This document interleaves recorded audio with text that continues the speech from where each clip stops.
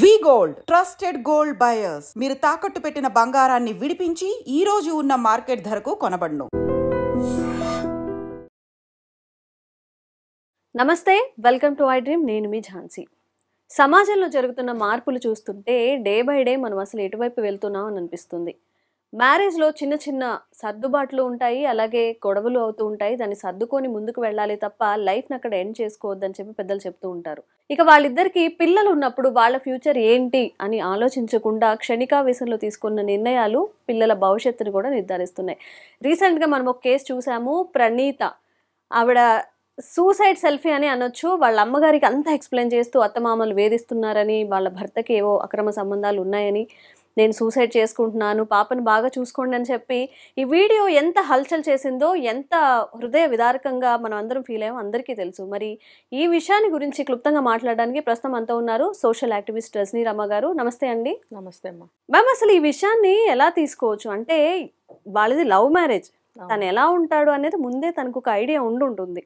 ఇప్పుడు అఫైర్స్ అని కానీ, తను ఏమైతే కంప్లైంట్స్ కానీ అత్తమామల నుంచి చెప్తుందో, అత్తమామల సంగతి పక్కన పెడితే మెయిన్ హస్బెండ్ కాబట్టి తనకి అఫైర్స్ ఉన్నాయనో, లేకపోతే ఈ లైఫ్ని ఎండ్ చేసుకోవడంలో ఆ పాప లైఫ్ కూడా చాలా రిస్క్లో పడిపోయింది. మరి ఈ వాదనని మీరు ఎలా చూస్తారు? మీ వైపు నుంచి ఇటువైపు ఆ అమ్మాయిదే తప్పని హస్బెండ్ వాదిస్తున్నారు. మెంటల్గా తను స్టేబుల్గా లేదు, నాకు తెలుసు, సైకియాట్రిస్ట్ దగ్గరికి తీసుకెళ్ళమని చెప్పారు అని చెప్పి. ఇతనికే తెలుసు లవ్ మ్యారేజ్ కాబట్టి ముందుగా ఆ అమ్మాయి ఏంటని ఈ అబ్బాయికి, ఈ అబ్బాయి ఏంటని ఆ అమ్మాయికి ముందుగానే తెలుసు. కొన్నాళ్ళు కాపురం చేసి పిల్లలు పుట్టిన తర్వాత ఇలా సూసైడ్ చేసుకోవడం, ఒకరినొకరు నిందించుకోవడం, దీన్ని మరి మనం ఎలా చూడొచ్చు? అంటే గొడవలు అనేవి జరిగాయి, అది మనం పక్కకు పెడితే దానికన్నా ముందు నేను విన్నదాన్ని బట్టి ఆ అమ్మాయి ఇంటెలిజెంట్, తర్వాత ఇంకా హైయర్ స్టడీస్ చేయాలి, ఇంకా ఒక గోల్ అచీవ్మెంట్ అనేది ఏవో ఉన్నాయి అమ్మాయికి. ఎందుకంటే మధ్యలో తను ఎగ్జామినేషన్స్ అవి ఇవ్వడం కోసం అక్కడికి ఇక్కడికి వెళ్ళింది, కొన్ని మంత్స్ పీరియడ్ అక్కడక్కడ ఉంది అని చెప్పి చెప్తున్నారు వాళ్ళు. అంటే రీజన్ కూడా చెప్తున్నారు వాళ్ళు. ఫలానా ఎగ్జామ్కి, ఫలానా కోర్స్కి తను అక్కడక్కడ ఉంది, మా అబ్బాయితో ఎక్కువ కాలం లేదు అనేది వాళ్ళు చెప్తున్నారు. దానికన్నా ముందు యుఎస్కి వెళ్ళారు వీళ్ళు. యుఎస్లో పరిచయం అవ్వడము, మ్యారేజ్ చేసుకోవడము అనేది జరిగింది. ఇప్పుడు మీరు చెప్పారు, ఒకళ్ళంటే ఒకళ్ళకి పరిచయం ఉంది కదా, అండర్స్టాండింగ్స్ ఉంటాయి కదా లవ్ మ్యారేజ్లో అని. దీనికి ఆ జరిగిన దానికి అసలు సంబంధం లేదు. అంటే నా అనాలిసిస్ ప్రకారం ఏంటనంటే, తన గోల్స్కి, తన యొక్క ముందు అచీవ్మెంట్స్కి ఏవో కొన్ని ఇంటరప్షన్స్ జరిగాయి అక్కడ. ముందుకు వెళ్ళనివ్వలేదు ఇంట్లో. మేబీ అవి బయటకి రాలేదు మనకి. అయితే నాకు అనిపిస్తుంది అందు గురించే యుఎస్ లోనే ముందు అక్కడ ఉన్నప్పుడే గొడవలు అయ్యాయి. తర్వాత అక్కడ కూడా ఒకసారి సూసైడ్ అటెంప్ట్ చేసింది ఆవిడ, డాక్టర్ ప్రణీత. తర్వాత ఇండియాకి రావటం అనేది జరిగింది. తర్వాత అక్కడ మళ్ళీ ఏవో కోర్సులు కానీ, పీజీ చేయడానికని చాలా లాంగ్ టైం తను బయటకు వెళ్ళడము అలా జరిగింది. మరి అక్కడ యుఎస్లో ఏమి ప్రాబ్లమ్స్ వచ్చాయో నాకు తెలీదు. కొంతమంది వాళ్ళు చెప్పడం ఏంటంటే, అమ్మాయి తరఫు వాళ్ళు, డాక్టర్ తరఫు వాళ్ళు చెప్పడం ఏంటంటే, ఇతను జాబ్ కూడా సరిగ్గా చేయడు, అందుకే పంపించేశారు ఇండియా అని. అతను చెప్పడం ఏంటంటే, ఆ సికందర్ రెడ్డి అని అన్న అతను, నాకు ఇంకా వర్క్ వీసా ఇంకా 2 years ఉంది, ఈమె పెట్టిన గొడవల వల్ల నేను వచ్చేసాను అని. ఏది ఏమైనా వీళ్ళకి కొన్ని గొడవలు జరిగాయి. గొడవలు రెండు వైపుల నుంచి జరిగాయని నాకు అనిపిస్తుంది. తర్వాత ఇండియా వచ్చారు, తర్వాత పాప పుట్టింది, దానికి ముందు కొన్ని నెలలు కలిసి ఉన్నారు, తర్వాత మళ్ళీ దూరంగా ఉన్నారు. ఇదే ఈ డాక్టర్ ప్రణీత అనే ఆమె కోర్సులు చేయటం కోసం 8 months అక్కడ, 6 months ఇక్కడ, అటు ఇటు వెళ్ళిందని. ఈ పీరియడ్లో మేబీ వీళ్ళకి ఇంట్లో మ్యారేజ్ అయిందే కానీ కోడలుగా ఇంట్లో ఉండటం లేదు, అలాంటి మాటలేవో అబ్బాయితో మాట్లాడటము, కోపతాపాలు రావటము జరిగింది. తర్వాత ఈ డాక్టర్ అమ్మాయికి ఎగ్జామినేషన్స్ ఇవ్వడానికి, దానికి ఖర్చులకి, డబ్బులకి అవసరమయ్యి పేరెంట్స్ డబ్బు ఇచ్చినట్టుగా తెలుస్తుంది. కానీ వీళ్ళు కట్నం వేధింపులని అన్నారు. అమ్మాయి తరఫు వాళ్ళందరూ కూడా అదే చెప్తున్నారు. కట్నం కోసం, ఎక్కువ కట్నం కోసం ఇట్లా 25 లక్షలు 2 సార్లు ఇచ్చారు. అంటే సో మెనీ ఎలిగేషన్స్ అనమాట రెండు వైపుల నుంచి కూడా. అంతే కదా మేడం, అంతా మంచిగా ఉన్నప్పుడు అదే డబ్బుని ఓకే మా అమ్మాయి చదువు కోసం ఇచ్చామని చెప్పుకోవచ్చు, ఇలాంటి సిచ్యువేషన్ అలా కూడా మాట్లాడొచ్చు. ఇట్లా ఇవి బాగా ఎక్కువైపోయి అతను వేరే నెల్లూరుకి వెళ్ళిపోయి అక్కడ ఏదో జాబో వర్క్ ఏదో చేసుకుంటున్నాడు. తినేం చేసిందంటే ఈలోపు మళ్ళీ వచ్చి నేను ఉంటాను అనడము, నన్ను కూడా తీసుకెళ్ళు అనడము, సరే అని అతను అనడము కానీ తీసుకెళ్ళకపోవడము, ఈ లోపల వీళ్ళు వచ్చి ఆ ఇంట్లోనే ఉండటము. అంటే అత్తమామల పైన ఉంటే వీళ్ళు కింద వెకేట్ చేయించి ఎవరినో వీళ్ళు ఉంటున్నట్టు. ఈ ఈ ఈ గొడవల మీద ఈ అమ్మాయి భర్త లేకుండా మా దగ్గర ఉంటే ఏమైనా గొడవలు వస్తాయని వాళ్ళు కూడా ఏదైనా గొడవ పెట్టుకుని వెళ్ళిపోమని అనడము, అవన్నీ మనం విజువల్స్ చూసాం. ఈ సందర్భంగా ఈమె ఇక్కడ ఉంటే ఇంకా గొడవలు ఎక్కువ అవుతాయి అన్నట్టుగా అలా పని మనిషో చుట్టాలమ్మాయో ఎవరో కొట్టడము, ఇంట్లోంచి వెళ్ళిపోమనడం, ఆ విజువల్స్ కూడా మనం చూసాం. ఇవన్నీ జరగడం వల్ల అమ్మాయి తరఫు వాళ్ళు ఇంకా నెగిటివ్ అయిపోయారు. నెగిటివ్ అయిపోయి అటు నుంచి కూడా ఎలిగేషన్స్ అవి. నాకేమనిపిస్తుంటే రెండు పక్కల గొడవలు జరిగాయి. ఇవన్నీ ఇలా కాకుండా కూర్చుని మాట్లాడుకోవచ్చు కదా అని అంటే ఆ అబ్బాయి నాకు వద్దనేసి డైవోర్స్కి అప్లై చేశాడని కొత్తగా. ఇవన్నీ భరించలేక అమ్మాయి, ఎందుకంటే చూడండి తను వన్ సైడ్ ఆలోచించుకున్నది అన్నీ కూడా. ఇప్పుడు మనం ఏదైనా ఒకటి అడుగుతాము, అవతల వాళ్ళకి ఇష్టం ఉండకపోవచ్చు. ఇద్దరం కలిసి ఒక పని చేద్దాము అని అనుకున్నప్పుడు అవతల వాళ్ళకి ఇష్టం లేకపోవచ్చు. ఆ ఇష్టం లేని సందర్భం వచ్చినప్పుడు ఆర్గ్యుమెంట్స్ జరుగుతాయి. ఆర్గ్యుమెంట్స్ లోంచి ఎన్నో నెగటివిటీస్ వస్తాయి కదా. వచ్చినప్పుడు ఏమవుతుంది, ఒక వ్యక్తి పట్ల ఒక వ్యక్తికి విముఖత కలగనే కలుగుతుంది. అప్పుడు వచ్చిన సంఘర్షణలు ఇవన్నీ కూడా అది. ఈ పెద్దవాళ్ళు ఏం చేశారంటే అటుపక్కన గాని ఇటుపక్కన గాని మరి అప్పుడు సరి చేయటానికి ప్రయత్నించారా తెలియదు. కూర్చుని మాట్లాడుకోవటం కానీ చెప్పడం ఏంటంటే పెద్ద మనుషులు తీసుకొచ్చాము, మాట్లాడినా కూడా వీళ్ళు గలీజ్ మాట్లాడినారు, గలీజ్ పనులు చేశారు. మరి ఆ అబ్బాయి అయితే డివోర్స్కి అప్లై కూడా చేసేసాడు. అతను కూడా చెప్తున్నాడు ఈ మాట, నేను ఈమెతో నేను కష్టము, నేను డివోర్స్కి అప్లై చేశాను. మెంటాలిటీ కూడా బాలేదు, కొంచెం చిన్న చిన్న ఇష్యూస్ కి కూడా వైలెంట్ డెసిషన్స్ తీసుకుంటారని చెప్తున్నారు. మరి ఈ విషయం ఈమె కూడా గ్రహించి ఉండాల్సింది. కొంచెం తగ్గి ఉంటే కూడా బాగుండేది. తగ్గడం అంటే ఏంటంటే అట్లా కాదు, నేను ఎందుకు చేయవలసి వచ్చిందో కూడా కొన్ని మాట్లాడుకుంటే బాగుండే ప్రయత్నం. కానీ చూడండి కొన్ని సందర్భాల్లో మనసులు కూడా విరిగిపోతాయి. ఇప్పుడు విసుగొస్తుంది, విరిగిపోయి మనసులు ఇంకా కలిసి ఉండలేమో అనే అభిప్రాయానికి వచ్చిన తర్వాత ఎంత సరి చేసినా కూడా కలిసి ఉండలేకపోతారు. ఆ మధ్యకాలంలో సరి చేశారు, కొంతకాలం ఉన్నారు, మళ్ళీ ఇలా గొడవలు జరుగుతున్నాయి అని అన్నప్పుడు వాళ్ళ మధ్యన సఖ్యత అనేది కనిపించడం లేదు. దానివల్ల కూడా ఈ అమ్మాయికి కొంచెం కలిసి ఉండాలని ఉంది ఒక పక్కన అతను దారిలోకి రావటం లేదు. మళ్ళీ అలా అని చెప్పి తన ఈగోని తను వదులుకోలేకపోతుంది. తన ఏదో ఉంటాయి కదా కోరికలు, రిక్వైర్మెంట్స్, అంటే తన అచీవ్మెంట్స్ కానీ గోల్స్ కానీ వీటిల్ని మానుకోవాలని లేదు. ఫ్రీ సర్వీస్ ఏదో చేస్తుందని కూడా విన్నాం. అంటే తనకి కూడా ఏవో కొన్ని గోల్స్ ఉంటాయి కదా, వాటిల్ని చంపుకోలేదు. ఇతనితో కలిసి ఉండాలంటే అది సాధ్యం కావట్లేదు. పోనీ ఎలాగో ఇక్కడ వచ్చి ఉంటుంటే అత్తమామలు కూడా నిరాదరించారు, ఇంట్లోంచి వెళ్ళగొడుతున్నారు. ఎందుకు అని అంటే మా అబ్బాయి ఇక్కడ లేనప్పుడు నువ్వు మాకెందుకు వెళ్ళిపో, మా అబ్బాయి విడాకులకు అప్లై చేశాడు కదా, నీతో మాకు సంబంధం ఏమిటి, ఎట్లాగైనా వెళ్ళగొట్టాలని. మేడం జనరల్ గా మనం బయట చూసుకుంటే ఇట్లా ఎవరైనా విడాకులకు అప్లై చేసినప్పుడు ఇమీడియట్ గా వాళ్ళ అమ్మ వాళ్ళ ఇంటికి వెళ్ళడము, సపరేట్ గా ఉండడానికి ట్రై చేస్తారు. ఎందుకంటే తిను అక్కడ కూడా ఏమైనా మొండిగా ప్రవర్తించింది అంటారు. అక్కడే ఉండి ఒక ఎనిమిగా మనం చూస్తున్నప్పుడు వాళ్ళు మనకి ఎదురు పడడం, వాళ్ళతో మాట్లాడడం అనేది చాలా కష్టం. మరి ఎందుకు ఇంకా ఆ ఇంట్లోనే ఉండి ఎందుకు మరి అలా? అంటే మనం విన్నాం ఒక మాట మధ్యలో, పేరెంట్స్ కూడా కొంచెం విసిగిపోయారు, అంటే వాళ్ళు కూడా కొంచెం సపోర్ట్ తగ్గించినట్టున్నారు అమ్మాయిల వైపు, అమ్మాయి తల్లిదండ్రులు. సో అందుకని ఆ అమ్మాయి వచ్చి వీళ్ళ ఇంటి కింద పోర్షన్ ఏదైతే ఉందో అది వెకేట్ చేయించి తను అక్కడ ఉంటుంది అని చెప్పేది మనం విన్నాము. అంటే తల్లిదండ్రులు కూడా వాళ్ళ లైఫ్, వాళ్ళ సమస్యలు ఏవో వాళ్ళకి ఉంటాయి. తను మెన్షన్ చేసింది ఆ వీడియోలో కూడా, నా వల్ల మీరు ఇబ్బంది పడుతున్నారు ఇంకా చాలు అన్నట్టు కూడా తను మాట్లాడింది. వాళ్ళు కూడా కొంత సపోర్ట్ ఒక సందర్భంలో ఇవ్వలేదు అని కూడా తెలిసింది. అంటే ఎప్పుడు వస్తావనో లేకపోతే ఎంతకాలం ఎట్లా అనో ఏదో వాళ్ళు విసిగిపోయి ఉంటారు కదా, కొన్ని 4-5 సంవత్సరాల నుంచి జరుగుతుంది అని అన్నప్పుడు ఈ అమ్మాయి కూడా కొంచెం విరక్తి పెంచుకుని ఉండాలి. అందుకనే ఇలా సూసైడ్ అటెంప్ట్ చేసిందని అనిపిస్తుంది. ఏది ఏమైనా కూడా కొంచెం ఎవరైనా సరే ఈగోస్ కొంచెం దిగి రావాలి. దిగి వస్తే సమస్య పరిష్కారం చేసుకోవచ్చు.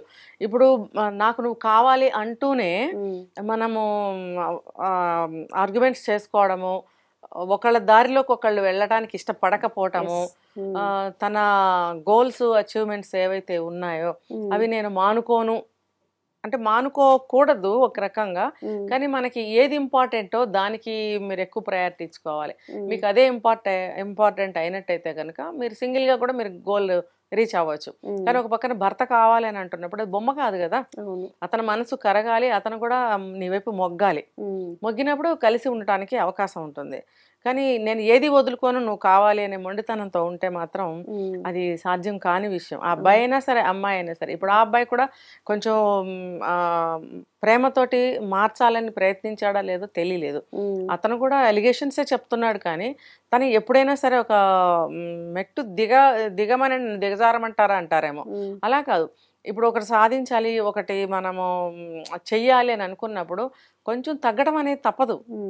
ఈగోతో అవును ప్రేమించే పెళ్లి చేసుకున్నారు కాబట్టి ఆ ప్రేమ ఇంకొంచెం ఎక్కువగా చూపిస్తే మేబీ తను మారుండేది. పాలసీలు చేస్తున్నాను, ఇన్సూరెన్స్లు చేస్తున్నాను అంటే అది కాదు కదా. ఇప్పుడు ప్రెసెంట్ నువ్వు చేస్తున్నావు, ఒక 5 years పాలసీ అని ఏదో చెప్తున్నాడు, అందులో 3 years 4 years అయిపోయింది. ఇంకో 1 year చేసిన తర్వాత నువ్వు వచ్చి ఎవరు అడుగుతారు? కంటిన్యూ చేస్తున్నావా లేకపోతే ఇంకొకటి చేస్తున్నావా లేదా అని ఎవరు అడగరు కదా. ఇప్పుడు మనిషే లేదు, ఇది నువ్వు ఎవిడెన్స్ చూపిస్తున్నావు, ఇప్పుడు జరుగుతున్నది, వాట్ నెక్స్ట్ అనేది వాళ్ళకి క్వశ్చనే. అలా అయినప్పుడు నువ్వు వాళ్ళకి డైరెక్ట్ గానే చెప్తున్నాడు అతను, నేనే భరోసా ఇవ్వలేను, నేను వెళ్ళిపోతాను, నేను డివోర్స్ ఇచ్చేస్తాను, ఆల్రెడీ అప్లైడ్ అని అన్నప్పుడు అంత మొండిగా అతను మాట్లాడుతుంటే ఈ అమ్మాయి కూడా తట్టుకోలేకపోతుంది. ఎందుకంటే ఒక పక్కన భర్త కావాలి, ఆడపిల్ల అయినందుకు, లవ్ మ్యారేజ్ చేసుకున్నందుకు, ఒక పాప కూడా పుట్టింది కాబట్టి అతనే కావాలని అడుగుతుంది. కానీ ఇగో నేను చెప్పినట్టు నేను ఇవేవి వదులుకొని నువ్వే నా దారికి రా అంటే మాత్రం అది జరగదు. ఇద్దరు కాంప్రమైజ్ అయినట్లు లేరు. తన వైఖరి తనది, ఇతని వైఖరి ఇతనిది. అవును మేడం, ఇప్పుడు చాలా జరుగుతున్నాయి, మనకి కొన్ని మాత్రమే ఇప్పుడు మీడియా దృష్టికి వచ్చాయి, కానీ చాలా ఇలాంటివి తను ఒక ఎడ్యుకేటర్ కాబట్టి అలా సెల్ఫీ వీడియో నేను ఎందుకు చనిపోతున్నానని చెప్పాలనుకుంది. ఇప్పుడున్న యువతకి నిజంగా అలాంటి గొడవలు వచ్చినప్పుడు, భర్త వల్ల ఏదైనా భర్త నుంచి ప్రాబ్లమ్స్ వచ్చినా, భార్య నుంచి ప్రాబ్లమ్స్ వచ్చినా, ఈవెన్ అబ్బాయిలు కూడా మొన్న సూసైడ్ చేసుకోవడం చాలా ఇష్యూ అయింది. మీరేం సజెస్ట్ చేస్తారు వాళ్ళకి? ఇప్పుడు ఈ సూసైడ్ అనేది అది సొల్యూషన్ కాదు. పాప ఉంది, ఇప్పుడు ఆ పాప ఎవరు చూసుకుంటారు? మేబీ తన తర్వాత పెళ్లి చేసుకోవచ్చు, అదే ప్రేమ, అమ్మ ప్రేమ ఆ పాపకైతే రాదు కదా. మీరేం చెప్తారు? అంటే ఇది మీ అనాలిసిస్ ప్రకారం ఇలా గొడవలు వచ్చినప్పుడు అడ్జస్ట్ అవ్వలేము, ఇంకా మా వల్ల కాదు, డివోర్సే విడిపోదాం అనుకున్నప్పుడు వాళ్ళు మానసికంగా కానీ ఈ సొసైటీని ఎదుర్కోవడానికి కానీ ఎలా ఉంటే మంచిది అంటారు? మానసికంగా ఎదుర్కోవటానికి అని మీరు అడుగుతున్నారు, ఆ సిచ్యువేషన్ తెచ్చుకున్నది ఎవరు? వాళ్లే కదా. కాబట్టి ఏం తెలుసుకోవాలి అని అంటే, మన డామినేషన్ కానీ లేకపోతే మొండితనమే కానీ ఈగోనే కానీ ఇవి ఎవరమైనా సరే మనం ఇవి పట్టుకొని కూర్చుంటే మన పొజిషన్ ఏంటి, మన స్థితి ఎలా, మన గతి ఏమవుతుంది అనేది ఆలోచించుకోవాలి. ఇప్పుడు ఒక మనిషిని పట్టుకుని నువ్వు నాకు లొంగు అంటే అవతల వాడు ఎందుకు లొంగుతాడు? నువ్వు లొంగుతావా? సరే, నేను ప్రశ్న వేసుకుంటాను, అతను లొంగాలి లొంగాలి లొంగాలి, మరి నేను ప్రశ్న వేసుకోవాలి, మరి నేను కూడా లొంగాలని అతను అనుకుంటాడు కదా, నేను లొంగుతానా అని ప్రశ్న వేసుకోవాలి. నేను లొంగను నువ్వే లొంగు అంటే అతను ఎందుకు లొంగుతాడు? ఏ రీజన్తో లొంగుతాడు? అతను కూడా ఇదే అనుకుంటాడు కదా నువ్వు లొంగాలి అని. ఇందులో ఎవరికి లొంగాల్సిన అవసరం లేదు. భార్యాభర్తల బంధం అన్న తర్వాత సాక్రిఫైస్. ఇప్పుడు ప్రేమించి పెళ్లి కొంటున్నామని అన్నప్పుడు, ఇంత జరుగుతున్నప్పుడు ఇక్కడ ప్రేమకి తావేది? ప్రేమ ఎక్కడుంది అక్కడ? మీ ప్రేమకి ప్రతిరూపంగా పాప ఉంది. కనీసం ఆ పాపని దృష్టిలో పెట్టుకునైనా మీరు ఎవరన్నా నువ్వు ఒకటి దిగు నువ్వు ఒకటి దిగు నువ్వు ఒకటి దిగు నువ్వు ఒకటి దిగు అంటే ఇద్దరం ఈక్వల్ గా వచ్చేస్తాం కదా. హైయర్ ఎడ్యుకేషన్ కూడా ఈ గోల్ కి రీజన్ అంటారా? అది ఎటు ఉంటుంది, అది ఒక ఆభరణం అన్నమాట. ఇంత చదువుకున్నామంటే నువ్వు ఒక్కదానే చదువుకోలేదు కదా. ఈ రోజుల్లో ప్రతి ఒక్కళ్ళు కూలి చేసుకునే వాళ్ళ పిల్లల్ని కూడా మినిమం 10th ఇంటర్మీడియట్ చదివిస్తున్నారు. ఇప్పుడు చదువు లేని వాళ్ళు ఎవరు లేరు కదా, ప్రతి ఒక్కళ్ళు చదువుతున్నారు. అలాంటప్పుడు నువ్వు ఒక్కదాన్ని చదివిన ఫీలింగ్ ఉండకూడదు నీకు. All are equal education wise గా చూసుకుంటే. అలాంటప్పుడు అందులో ఎక్కువేమి లేదు. ఇంకా అందులో ఎన్నో 10 degrees చేసిన వాళ్ళు, PhDలు చేసిన వాళ్ళు ఎంతో మంది ఉన్నారు. వాళ్ళ ముందు మామూలు చదువుకున్న వాళ్ళు ఎంత? చదువుకున్నామని చెప్పి అహంకారానికి పోకూడదు, తర్వాత నేనే చదివానన్న గర్వానికి పోకూడదు. అతను చదువుకున్నాడు, అతను కూడా యుఎస్కి వెళ్ళారు, అక్కడే కదా పరిచయం అయ్యారు. అలాంటప్పుడు ఒక ప్రేమించుకున్నాం అని అన్నప్పుడు నేను ఇదే చెప్తున్నా, ఎవరైనా సరే ప్రేమించుకున్నాము, మమ్మల్ని పెద్దవాళ్ళు విడదీస్తున్నారని బాధపడుతున్నారు. ఇదిగో ఇలాంటి గొడవలు వస్తాయని వాళ్ళకి తెలుసు కాబట్టి ముందు నుంచి లవ్ మ్యారేజ్లు వద్దు అని అంటున్నారు. అఫ్ కోర్స్ ఈ అరేంజ్డ్ మ్యారేజ్లో కూడా జరుగుతున్నాయి ఇలాంటివి, కానీ ఏదో ఒక పెళ్లి చేసుకోవాలి కదా. అదో ఇదో ఇంకా వేరే మార్గం ఏముంది, either love marriage or arranged marriage. కాబట్టి అరేంజ్డ్ మ్యారేజ్ లో ఏంటంటే మంచి చెడ్డ చూసి చేస్తారు కాబట్టి అంత సమస్యలు రావు, వచ్చినా పెద్దవాళ్ళు సరి చేస్తారు. లవ్ మ్యారేజెస్ లో ఏమంటున్నారంటే మీరు కల్పించుకోకండి అమ్మా మేము చూసుకుంటా ఉంటున్నారు ఆడపిల్లలు. ఎందుకు, నేను సెలెక్ట్ చేసుకున్నాను, నేను పెద్ద ఏమంటారు ఓడబడిచిన దాన్ని, నేను నా రైట్ సెలెక్షన్ ఇది, నా నిర్ణయానికి తిరుగులేదు, ఇంత మంచి సెలెక్షన్ చేసుకుని ఇంత మంచి వేలో నేను వెళ్తున్నాను, నాకు మీరు ఏమీ చెప్పక్కర్లేదు, మీరు గమ్మున ఉండండి, అంతా నేను మేనేజ్ చేసేసుకుంటాను అంటూ అబ్బాయిల్ని ఏం చేస్తున్నారంటే లొంగి ఉండాలని ఆశిస్తున్నారు. అంటే డామినేషన్, బాగా డామినేట్ చేస్తున్నారు అమ్మాయిలు. ఇది కొంతకాలానికి వాళ్ళ అవతల వాళ్ళు తిరగబడతారు. ఎందుకు ఇంత డామినేట్ చేస్తుంది, ఇంత ఎందుకు లొంగ తీసుకుంది, ఉండి ఉండి ప్రేమతో ఉంటారు, ఇష్టంతో ఉంటారు, మోజుతో ఉంటారు, ఒక బంధంతో ఉంటారు, అరే నా భార్య కదా అన్నట్టుగా ఉంటుంది. కొంతకాలం అయిన తర్వాత వాళ్ళు ఏం కోల్పోయారో వాళ్ళకి అప్పుడు అర్థమవుతుంది. అర్థమైనప్పుడు అదేంటి అని క్వశ్చన్ చేసినప్పుడు ఇలాంటి ఫలితాలు కూడా వస్తూనే ఉంటాయి మేడం కేసెస్. మనం మాట్లాడుతూ ఉంటాం, అవేర్నెస్ కల్పిస్తూ ఉంటాము. ఇలా ఇలా ఒక సెకండ్లో క్షణికావేశంలో అంటారు కదా, అలాగా ఓకే నేను చనిపోతే నా బాధ తీరుతుంది అనుకుంటున్నారు, కానీ నిన్ను నమ్ముకొని వెనక ఉన్న పేరెంట్స్ కానివ్వండి, ఎంత పిల్లలు పేరెంట్స్ అండ్ అలాగే పిల్లలు, అంత చిన్న ఏజ్ లో ఆ పాపకి ఇంకొక మదర్ లవ్ దొరకదు కదా. ఇలాంటి వాళ్ళు కాస్త ఆలోచించి ఇవన్నీ చేస్తే బాగుంటదని మన వైపు విషయం, కానీ మనం ఇందులో మనం ఏమి చేయలేము మేడం. ముఖ్యంగా ఆ పాపని నేను బాగా చూసుకుంటానని అతను స్టేట్మెంట్ ఇచ్చాడు, ఇంటర్వ్యూలో మాట్లాడాడు. ఎంత చూసుకున్నా మదర్ లవ్ అనేది తనకి దొరకదు. తను ఇవాళ కాకపోతే రేపైనా పేరెంట్స్ చెప్తారు పెళ్లి చేసుకోవాలి, ఆటోమేటిక్ గా పెళ్లి చేసుకుంటాడు. అప్పుడు ఆ వచ్చిన ఆమె చూస్తుందా అసలు లేదు. నువ్వు ఒక భార్యతో నువ్వు అడ్జస్ట్ అవ్వలేకపోయావు, క్షమించలేకపోయావు. ఫస్ట్ ఆఫ్ ఆల్ భార్య ఎలా ఉన్నా సరే క్షమించి నువ్వు ఒక భర్త, వయసులో పెద్దవాడైనా చిన్నవాడైనా సరే ఒక భర్త స్థానమే. ఆ పెద్దరికాన్ని అతను తయారవ్వాలి, ఒక పెద్దరికంగా తయారవ్వాలి, పెద్దరికాన్ని తెచ్చుకోవాలి, పెద్దరికంగా బిహేవ్ చేయాలి భర్త అనేవాడు. ఆ రోల్ అటువంటిది. అతను ప్రేమించాలి, క్షమించాలి కదా. ఆమెని అడ్జస్టబుల్ మెంటాలిటీగా తయారు చేయాల్సిన పూచి అతంతే. నేను ఒక వీడియోలో చెప్పా, మ్యారేజ్ అయిన ఫస్ట్ డే నుంచే ఆమెకు కొన్ని తెలియచేయాలి. మనం అత్తగారింటికి వెళ్తున్నాము, ఇక్కడ పరిస్థితులు పద్ధతులు ఇవి అని అతను తెలియచేయాలి. మనం కనుక ఏదన్నా మనం అతిక్రమిస్తే నా భర్త ఊరుకోడు, నేను ఏదన్నా చేస్తే అతనికి అది నచ్చదు, ఏదన్నా చేస్తే అతనికి కోపం వస్తుంది అనే అభిప్రాయాలు ఆమె కలిగినప్పుడు గొడవలు రావు. అది అతను కలిగించాలి. అంటే బెదిరించమని భయపెట్టమని కాదు, సిచ్యుయేషన్స్ ఇలా ఉంటాయి, కుటుంబం అంటే ఇలా ఉంటుంది, రెడీగా ఉండాలి అని. ఏదన్నా వస్తే కూడా నువ్వు కొన్ని సందర్భాల్లో సరిపెట్టుకుని వెళ్ళాలి, కొన్ని సందర్భాల్లో ఆలోచించి ఎటువంటి పరిష్కారంతో మనం ఈ సమస్యను తీసేసుకోగలుగుతాము అనే ఆలోచన చేసి నువ్వు ఆ పరిష్కరించుకుంటూ ముందుకెళ్ళాలి ఒక మ్యారీడ్ ఉమెన్గా. ఇలాంటివన్నీ అతను తెలియచేయాలి. కానీ నువ్వు వేరే మార్గంలో ఉంటే మాత్రం నాకు నచ్చదు అనేటువంటి భావాన్ని డే 1 నుంచి కలిగించినట్టయితే, ఎందుకు అంటున్నానంటే డే 1 అని, పెళ్ళైన కొత్తల్లోనే ఏదైనా సరే ఒకళ్ళ మీద ఒకళ్ళకి ఒక అభిప్రాయం కానీ, ఒక బంధం కానీ, ఒక ఇష్టం కానీ, ఒక భయం కానీ కలుగుతుంది. అది చివరి వరకు నడిపిస్తుంది అది. కాబట్టి ఒక మంచి అభిప్రాయం, అది మంచి అభిప్రాయమే నా దృష్టిలో. ఎందుకంటే ఇప్పుడు ఒక కుటుంబం కలిసి ఉండాలి, ఒక కుటుంబంలో గొడవలు రాకూడదు, భార్యాభర్తల మేము ఇద్దరం ఎప్పటికీ కలిసి ఉండాలి. అరేంజ్డ్ ఆర్ లవ్, భార్యాభర్తలు అంటే భార్యాభర్తలే కదా, మ్యారేజ్ ఎటువంటిదైనా సరే. అలాంటప్పుడు మేము ఎప్పుడు ఈ బంధాన్ని నిలబెట్టుకుని భార్యాభర్తలుగా ఉండాలి అనే కదా పెళ్లి చేసుకుంటారు. దాన్ని మనం నిలబెట్టుకోవాలి. కాబట్టి నిలబెట్టుకోవాలంటే మనం అతనికి ఇష్టం లేని పనులు చేయకూడదు అని ఈమె అనుకోవాలి. అలాగే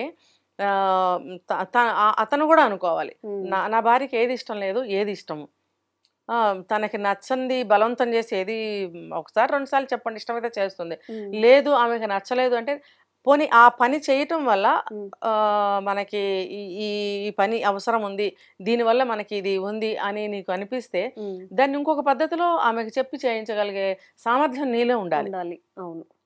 లేనప్పుడు ఆమెకి ఆవేశం, నేను చేయను, నాకు నచ్చదు, నాకు నచ్చంది నేను చేయను.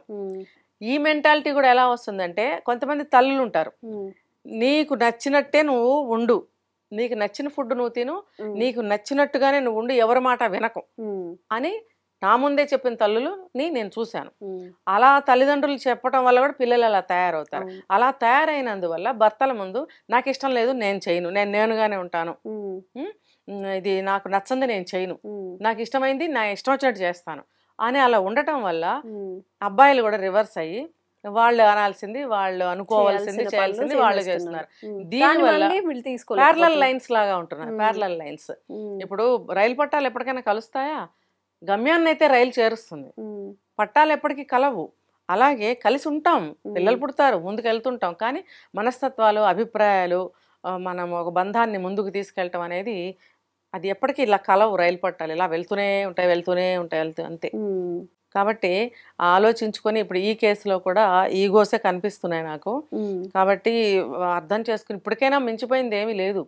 పెద్ద పాప ఒకటి ఉంది కాబట్టి తల్లిదండ్రులు అటువాళ్ళు ఇటువాళ్ళు కొంచెం తగ్గి కాంప్రమైజ్ చేసి ఏదైనా జరిగితే మేము హామీ ఉంటామని అబ్బాయి తరఫు వాళ్ళు చెప్పాలి, అమ్మాయి తరఫు వాళ్ళు చెప్పాలి. ఎందుకు అనంటే ఇప్పుడు సరి చేస్తున్నారు కాబట్టి. అమ్మాయి నువ్వు ఇలా ఉండకూడదు, ఏమనుకుంటున్నావు జీవితం అంటే. ఇప్పుడు డాక్టర్ చదివింది 4-5 ఏళ్ల పిల్ల ఉంది అని అంటే అమ్మాయి 30+ ఏజే కదా, చిన్న పిల్లేం కదా. ఆ అబ్బాయి కూడా కొంచెం 35 ఉన్నట్టే ఉన్నాడు. మీరిద్దరూ టీనేజ్ దాటో ఇప్పుడు 25 ఏళ్ళు దాటో ఇప్పుడు ఏం రాలేదు. మీరు ఒక ఏజ్కి వచ్చారు, ఇంకో 5-6 ఏళ్ళు అయితే మిడిల్ ఏజ్కి వెళ్ళిపోతారు. మీరు ప్రవర్తించాల్సిన తీరు ఇది కాదు. పేరెంట్స్ ఆస్తిపాస్తులు ఎప్పటికీ శాశ్వతం అని ఎవరు చెప్పలేరు. ఆస్తులు వాళ్ళు ఉంటాయి, రేపు పోతాయి. తల్లిదండ్రులు ఎల్లకాలం మనతో ఉండరు. మనతో ఉండేది ఎవరు? భార్యకి భర్త, భర్తకి భార్య, సిబ్లింగ్స్. ఈ బంధాలని మనం కాపాడుకుంటూ ముందుకెళ్ళాలి అని మంచిగా చెప్పి వాళ్ళకి అర్థమయ్యేటట్టు జీవితపు విలువలు తెలియచేసి నట్టయితే వాళ్ళు ఒప్పుకుని తీరాలి. ఒప్పుకున్న తర్వాత తల్లిదండ్రులు ఇటువాళ్ళు అటువాళ్ళు కూడా ఏదైనా సమస్య వస్తే మేము మళ్ళీ సరి చేస్తాము, మాది బాధ్యత అని అన్నట్టయితే ఆ బాధ్యత వాళ్ళ మీద వేసుకుంటారు. కాబట్టి ఈ పిల్లలంటే ఈ వైఫ్ అండ్ హస్బెండ్ కూడా తల్లిదండ్రులు నలుగురిలో మాట ఇచ్చారు కాబట్టి మనం మళ్ళీ ఏదైనా తప్పు చేస్తే తల్లిదండ్రులు తల వంచుకోవాల్సి వస్తుంది. తల్లిదండ్రులు నలుగురిలో తల వంచుకోవాల్సిన పరిస్థితిలో మనం ఉంచకూడదు. తర్వాత మనం ఇంత ఎడ్యుకేటెడ్స్ చదువుకున్నాము, ఇంత వయసుకు వచ్చాము, మన వయసుకి మనం చేయాల్సిన పనేనా అని కూడా ఆలోచించుకోవాలి. మన వయసుకి మనం ఇలా చేయకూడదు అని, ఆ పనులు ఇలా చేయకూడదు. అట్లాంటప్పుడు బంధం మళ్ళీ ముందుకెళ్ళే అవకాశాలు ఉన్నాయి. నిజంగా మేడం, లవ్ మ్యారేజ్ చేసుకొని ఒక మంచి లైఫ్ లీడ్ చేయాలి అనుకున్నప్పుడు లవ్ వేరే, ముందుగా లివిన్ ఉంటారు, అది కూడా వేరే. మ్యారేజ్ అయ్యాక చాలా అడ్జస్ట్మెంట్స్ వస్తాయి కాబట్టి అవన్నీ కూడా పరిగణలోకి తీసుకొని తమ లైఫ్ని డిజైన్ చేసుకుంటే చాలా బాగుంటుంది. ఖచ్చితంగా. Thank you ma'am.